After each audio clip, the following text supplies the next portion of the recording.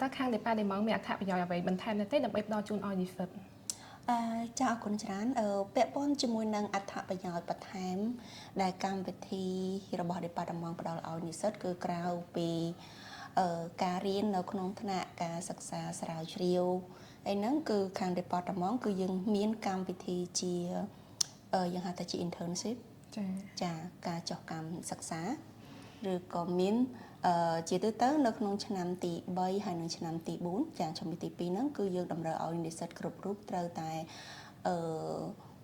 មានថាចុះកម្មសិក្សាត្រូវមាន internship ហើយដូច្នេះគឺគាត់ដល់ពេលហ្នឹងគឺគាត់ត្រូវការមាន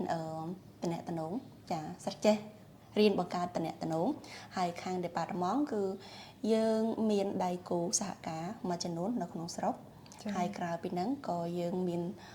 តំណែងជាមួយនឹងដៃគូនៅសាកលវិទ្យាល័យផ្សេងៗនៅខាងក្រៅផងដែរដែលយើងអាចផ្ដល់នៅឱកាសexchange ឬក៏ internship ដល់និស្សិតដើម្បីទៅផ្លាស់ប្ដូរអំពីការរៀនហើយនិងការស្រាវជ្រាវរបស់គាត់ផងដែរចា៎ ចា៎គ្រូ